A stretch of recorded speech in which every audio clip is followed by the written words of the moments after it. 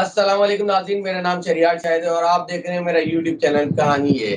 नाज़रीन, मौजूदा मुल्की सियासी सूरत-ए-हाल पे बात करने के लिए मैंने आज दावत दी अपने प्रोग्राम में अतर काज़मी साहब को। अतर काज़मी साहब, आपका बहुत शुक्रिया, आपने अपना कीमती वक़्त निकाला।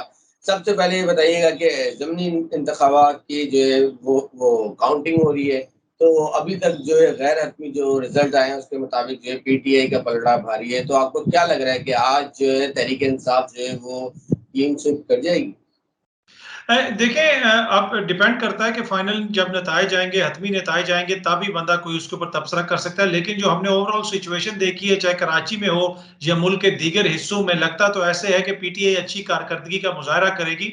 और उसके साथ साथ जो हुकूमती बयानात हैं उनको भी देख के लगता है इस तरह है कि उनको भी कहीं ना कहीं शक है कि हमें शिकस्त होगी, इसलिए कि बार बार इस तरह की बयानात दिन भर उनके लीडरान कहते रहे कि जनाब ये नशिस्तें तो वैसे ही पीटीआई की हैं।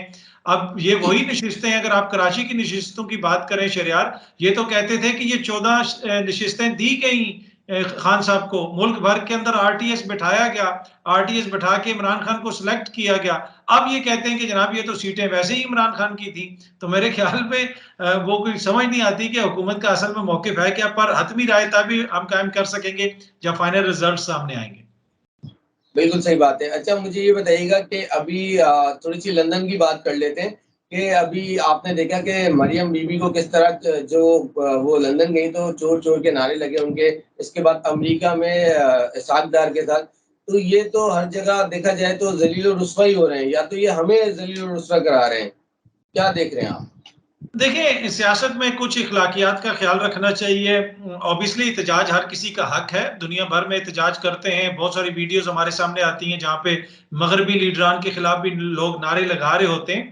लेकिन सोचने की ज़रूरत है कि अगर आज लोग किसी के खिलाफ एहतजाज करें, खान साहब के खिलाफ करें या किसी और जमात के खिलाफ एहतजाज करें, तो वो किस चीज़ के ऊपर एहतजाज कर रहे हैं, वो ज़्यादा इंपॉर्टेंट चीज़ है। इंपॉर्टेंट चीज़ ये है कि हालिया दिनों में हमने देखा कि वो सारे लोग जिनके ऊपर मुकदमात थे, मुबैना करप्शन के इल्जामात थे, एकदम से उन्होंने नैब के कानून में तब्दीली की, उस तब्दीली के तहत बहुत सारे लोगों को रिलीफ मिला। तो ये वो सारी चीजें हैं जिसके ऊपर फिर आपको अवामी गुस्सा नजर आता है कि इशराफिया अपने लिए एक ऐसा कानून बना रही है, वो ये कह रही है कि जनाब हमारे पास जितना मर्जी पैसा हो, आप ये मत पूछें कहां से आया, आप साबित करें कि जनाब ये पैसा किधर से आया। अगर इस तरह के कानून बनेंगे, इस तरह की चीजें होंगी, तो फिर अवामी रद्द-ए-अमल भी आएगा। लेकिन मैं ये समझता हूं कि सियासत हो जाए, सहाफत हो जाए, या कोई भी आपका जो जिंदगी में कोई भी काम करें, उसमें शाइस्तगी को, उसमें तहजीब को जो है ना, वो जरूर महलूज़ खातिर रखना चाहिए।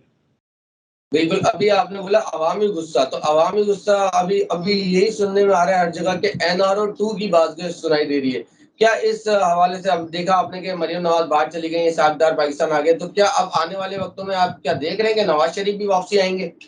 देखिए, वो तो फाइनल इनका जो जिसे आप कह सकते हैं टारगेट है, बाकी टारगेट तो सारे अचीव कर लिए, ओवरसीज पाकिस्तानियों के वोट का हक ले लिया, नैब के कानून में तब्दीली कर ली, ईवीएम को खत्म कर दिया, हुकूमत अपनी बना ली, ईसीएल से नाम निकाल लिए, शहबाज शरीफ और हमजा शहबाज के खिलाफ एफआईए जो मुकदमा चला रही थी, उस मुकदमे की भाई एक तरह से खात्मा हो गया। तो ये सब कुछ तो कर लिया। मियाँ साहब की वापसी जो है अगला लॉजिकल स्टेप है, लेकिन क्या वो इतनी जल्दी हो सकेगा, उसमें एक और चीज है कि खान साहब का एहतजाज, अगर खान साहब लॉन्ग मार्च लेके आ जाते हैं या एहतजाज शुरू कर देते हैं, तो फिर इतना आसान नहीं होगा हुकूमत के लिए। लेकिन इन सारी जितनी भी चीजें हैं, इसके हवाले से जो अवामी गुस्सा है, वो फिर आपको बैलेट बॉक्स के अंदर नजर आता है, वो फिर आपको इलेक्शन डे के अंदर नजर आता है कि जिसको वो सही समझते हैं उसको वो वोट देते हैं, जिसको नहीं समझते उसके खिलाफ वो फिर वोट देंगे। अच्छा, ये बताइएगा कि आज जो है अगर इमरान खान क्लीन स्वीप कर जाते हैं, तो उनकी आप पोज़ीशन क्या देखते हैं? देखें, ऑब्वियसली अगर वो क्लीन स्वीप करते हैं तो ये बहुत बड़ी कामयाबी होगी। कुछ लोग ये तासुर देने की कोशिश कर रहे हैं, जिस तरह मैंने पहले ही कहा कि जनाब ये तो इनकी अपनी सीटें नहीं। जनाब, पिछले इंतखाबात में हर जमात अपना इलेक्शन लड़ रही थी। ये जितने भी हलके हैं, इन सब हलकों में सिवाय पेशावर के हलके में, हर हलके जी। के अंदर ऑलमोस्ट 2 गुना ज्यादा वोट है पीडीएम का, हर जगह पे। इसलिए कि इस दफा ये सब लोग 11 जमातें मिलकर इलेक्शन लड़ रही हैं इन हलकों में। तो ये बड़ी इंपॉर्टेंट चीज है। तो अगर खान साहब इसमें से आधी सीटें भी जीत जाते हैं, इट मींस होगा, इसका मतलब होगा कि उन्होंने इनको बहुत बड़ी शिकस्त दी है। तो सारी सीटें अगर वो जीत जाते हैं तो फिर तो उसका मतलब है कि इनको आज रात को इस्तीफा दे देना चाहिए।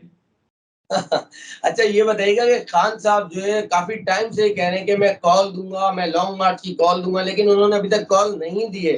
तो क्या वो इस इलेक्शन का वेट कर रहे हैं, इसके बाद वो कॉल देंगे कि जो रिज़ल्ट आएगा उसके हिसाब से वो फिर आगे का लाए-अमल तय करेंगे? जी, बिल्कुल खान साहब ये समझते हैं कि ये इलेक्शन से जो उनको वोट पड़ेगा, पेशावर से लेके चारसदा से लेके कराची तक, मुल्तान में, फैसलाबाद में, मुल्क भर में ये वोटिंग हो रही है। तो ये एक तरह से आपको सैंपल साइज़ मिल जाएगा, एक सर्वे मिल जाएगा कि अवाम क्या सोच रही है। अगर उनके वोट बैंक जी, में इज़ाफ़ा होता है, वो अच्छी कारकर्दगी का मुज़ाहरा करते हैं, तो फिर वो जाके हुकूमत के सामने अपना मुकदमा बेहतर तरीके से रख सकते हैं और दुनिया के सामने कि जनाब ये कोई जत्था नहीं है, हम कोई सड़कों की सियासत नहीं कर रहे, हम वो सियासत कर रहे हैं जो अवाम हमसे कह रही है। ये अवामी मुतालबा है, मुल्क भर की अवाम का मुतालबा है कि फौरी इंतखाबात करवाए जाएँ। तो मेरे ख्याल में आपने एहतजाज की तारीख में जो उन्होंने डिले किया है, उसकी बड़ी वजह जी। यही ज़िमनी इंतखाबात है। बिल्कुल। अच्छा ये राना सनाउल्लाह के हवाले से थोड़ी-सी बात करेंगे। ये कह रहे हैं कि 25 मई को कुछ भी नहीं हुआ था, जो अब हम करेंगे मतलब डरा रहे हैं या ये खुद खौफज़दा हुए हुए हैं इम्पोर्टेड गवर्नमेंट? देखिए अब राना साहब इंटीरियर मिनिस्टर हैं, वज़ीर दाखिला हैं, वज़ीर दाखिला की ज़िम्मेदारी जी, होती है कि मुल्क के अंदर अमन और अमान कायम रखा जाए। उसके लिए वो कुछ भी करें, कुछ से जो मुराद है, अब ये बड़ी प्रॉब्लमैटिक चीज़ है। कुछ से मुराद होना चाहिए कि जो आइन कहता है, उसके मुताबिक करें। जो आइन कहता है, इमरान खान साहब भी उसके मुताबिक करें, आइन के मुताबिक पुरअमन एहतजाज करें और हुकूमत भी आइन के मुताबिक ही कर सकती है। ये तो नहीं हुकूमत कर सकती ना कि कोई अफ्रीका से पुलिस बुला के पाकिस्तानियों के ऊपर छोड़ देगी। आइन में जो लिखा हुआ है उसी के मुताबिक किया जाएगा। और अब तो हुकूमत ने आज गालिबन सुप्रीम कोर्ट से भी राब्ता किया है, वहां पे भी कोई पिटीशन वगैरह फाइल की है कि अगले हफ्ते ही इस एहतजाज के हवाले से कोई समाअत की जाए और खान साहब को रिस्ट्रिक्ट किया जाए। तो मुझे लगता है कि ये डायलॉग तो दोनों तरफ से चलते रहते हैं, लेकिन हुकूमत को भी पता है कि अगर बड़ी तादाद में आवाम आती है तो उसके साथ डील करना कोई इतना आसान नहीं होगा। अच्छा बस आखिरी आपसे सवाल करूँगा, ये जो जो बाइडेन साहब हैं सदर, इन्होंने जो बयान दिया है कल हाल ही में, तो उस हवाले से हुकूमत का रद्द-ए-अमल आपने क्या देखा? इमरान खान साहब ने तो फ़ौरन अपना रद्द-ए-अमल दिखाया, लेकिन आपने हुकूमत का भी रद्द-ए-अमल देखा होगा, तो इस हवाले से आपका कमेंट चाहूँगा। देखिए, एक तो ये बयान तकरीबन कहा जा रहा है कि 2 दिन पुराना है और व्हाइट हाउस की वेबसाइट के ऊपर भी ये चीज़ लिखी हुई है, तो हुकूमत ने पहले क्यों रद्द-ए-अमल नहीं दिया? ये एक अमरीकी जो है सहाफ़ी या जी, तज्ज़िया निगार उसने इस चीज़ को हाइलाइट किया, तो उसके बाद मुल्क भर में बहस चली। तो जो हमारा वज़ारत ख़ारिजा है, जो हमारा फ़ॉरेन ऑफ़िस है, जो कहते हैं इतना एक्टिव है, दुनिया भर में ये घूम रहे हैं, तो इन्होंने उस चीज़ को पहले नोट नहीं किया। और दूसरी बात, ये आपको बताते थे, मुझे बताते थे, अवाम को बताते थे कि इमरान खान ने दुनिया भर में हमारे ताल्लुकात खराब कर दिए। अब हम आ गए हैं, सबसे दोस्ती हो जी। गई है, हालात बेहतर हो गए हैं। बाइडेन के साथ खड़े होके शहबाज शरीफ साहब ने फ़ोटो भी खिंचवा ली और बिलावल साहब तो रहते ही मुल्क से बाहर हैं। और उस सारी सफारतकारी का नतीजा ये निकला है कि बाइडेन साहब ने हमारे जौहरी प्रोग्राम के ऊपर ही सवाल उठा दिया। हमारे जौहरी प्रोग्राम को गैर महफूज कर दिया। इसमें मैं ये बताता चलूँ कि ये कोई प्रोग्राम इस हुकूमत का या पिछली हुकूमत का या अगली हुकूमत का नहीं, ये हम पाकिस्तानियों का है। 22 करोड़ पाकिस्तानी जो हैं वो इसके ज़ामिन हैं, ये महफूज प्रोग्राम है। बाइडेन साहब ने जो बात की है बिल्कुल गलत बात की है। हुकूमत को इसके ऊपर शदीद और सख्त रद्द-ए-अमल देना चाहिए। सही बात है, बस ये 1-2 मिनट बस। आखिरी ये आप बता दें कि क्या आपको आम इंतखाबात होते हुए दिख रहे हैं? जी मुझे लगता है कि अगले बरस के शुरू में हो जाएँगे आम इंतखाबात अनलेस के कोई बड़ी चेंज आ जाती है ये एहतजाज होता है और कोई ऐसी सूरत-ए-हाल पैदा होती है और पहले कोई डेट दे दी जाती है, लेकिन उसकी सूरत में भी 2-3 महीने तो देने पड़ेंगे। तो 2-3 महीने अगर आप बात करें तो नवंबर में तो हम पहुँचने वाले हैं, तो फिर अगले साल ही मुझे लगता है इंतखाबात होंगे। बहुत-बहुत शुक्रिया अतर काज़मी साहब, आपके कीमती वक़्त का इंशाअल्लाह ताला ज़िंदगी रही तो नए व्लॉग, नए टॉपिक के साथ आपकी खिदमत में हाज़िर होऊँगा। अल्लाह नेगहबान।